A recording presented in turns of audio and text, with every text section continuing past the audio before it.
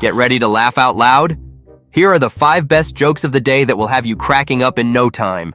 So the other day, a member of Congress, let's call him Mr. Thompson, decides he's going to do something nice and visits an elementary school to give a little talk.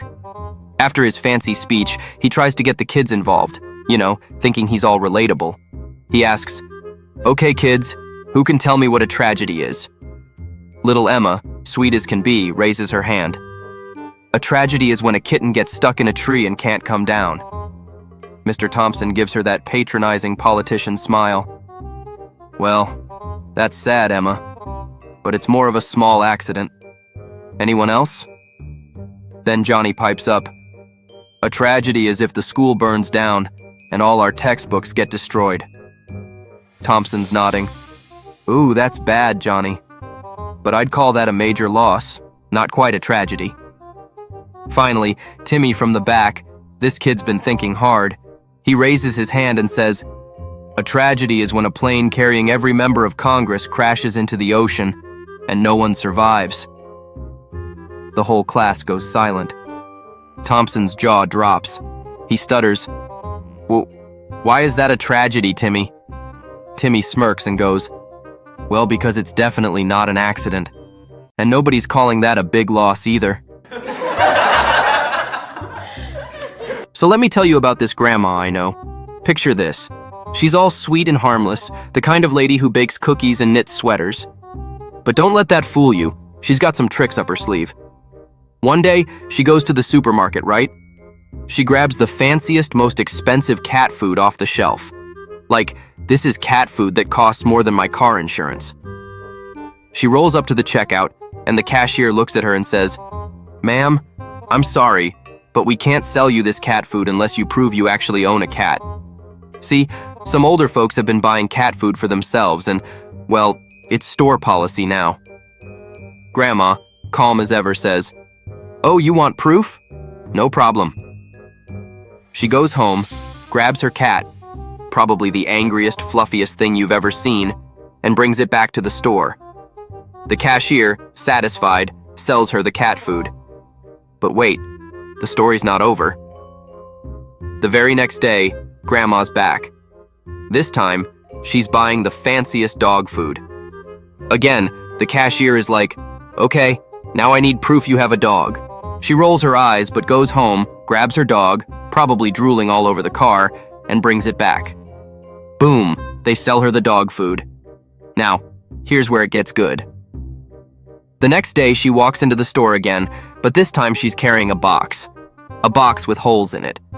The cashier's like, "Ma'am, what's in the box?"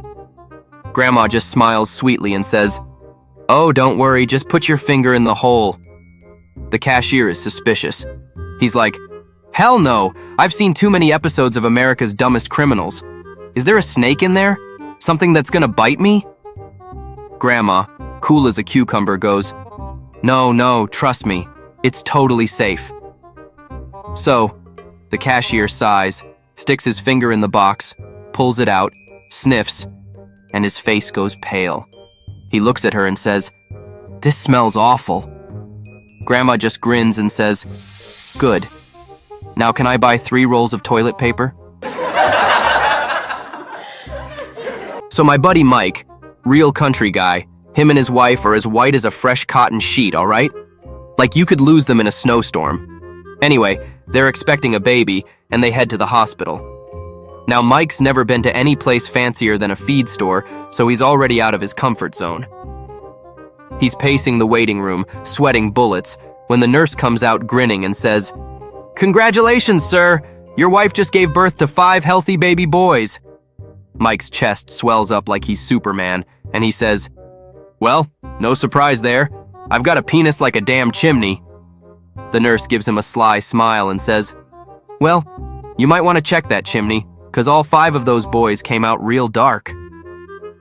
Mike's face goes pale, and after a moment of awkward silence, he leans in and says, "Wait, I think someone else has been lighting that fire."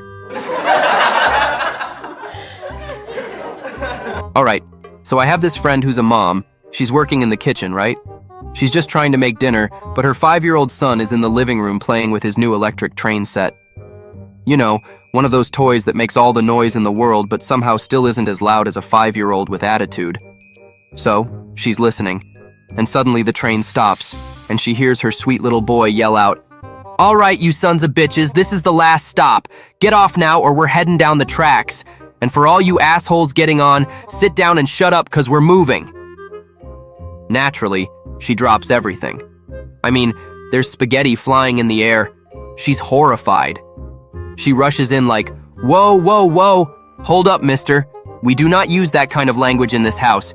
You're going to your room for 2 hours, and when you come out, you better be talking nice and polite."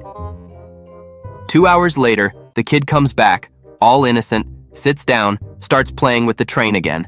The mom's in the kitchen, ears wide open, just waiting. And this time, the train stops, and her son says, "Ladies and gentlemen, we hope you enjoyed your journey with us today. Please remember to take all your personal belongings as you depart." She's standing there like, finally. Her parenting worked. She's proud. She's smiling. Then, the kid adds, "And for those of you just joining us, please store your bags under your seats, no smoking, and we hope you have a pleasant and relaxing ride." Now, she's beaming. She's thinking, my kid is a little gentleman. But just as she's about to feel like Mom of the Year, her son wraps it up with, "And for all of you pissed off about the 2-hour delay, take it up with the bitch in the kitchen." So picture this. My wife and I are all dressed up for a fancy night out, dinner and a show, the whole 9 yards. You know, one of those nights where you pretend you're classy and not the kind of people who argue about which fast food place to eat at on a regular Tuesday. Now here's the thing. Our house got broken into recently. Yeah, welcome to the neighborhood, right? So, naturally, I'm feeling extra paranoid. We turn on every damn light in the house, making it look like a Christmas display, and we put our fat, lazy cat in the backyard. Not because we're afraid of burglars, but because this cat has issues. He's got a vendetta against our pet birds. Like, he's basically the Hannibal Lecter of house cats. So, our Uber pulls up, and we step outside looking all fancy like we actually have our lives together. But then, as we're walking out the door, this chunky little bastard slips between my legs and sprints back into the house like he's in the damn Olympics. And I'm thinking, oh no you don't, buddy. I am not spending the night cleaning up bird murder scenes. So I tell my wife, I'll handle this, and I run back inside. Meanwhile, she's standing outside in front of the Uber, trying to play it cool so the driver doesn't think we're leaving the house empty. I hear her yell, "Just take a minute and say goodnight to your mom."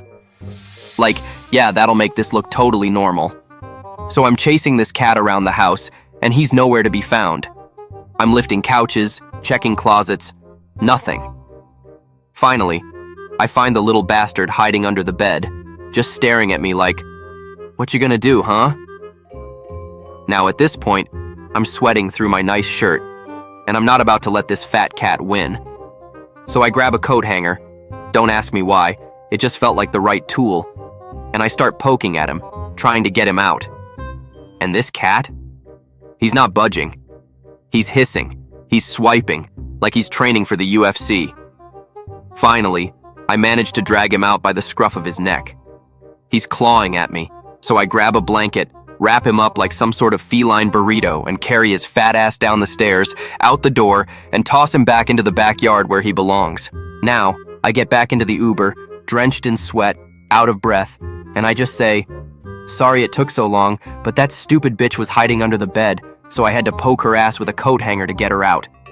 She tried to claw me, so I grabbed her by the neck, wrapped her in a blanket, and threw her fat ass into the backyard, and if she shits in the vegetable garden again, I swear to God.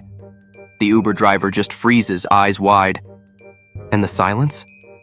I've never heard silence like that in my life.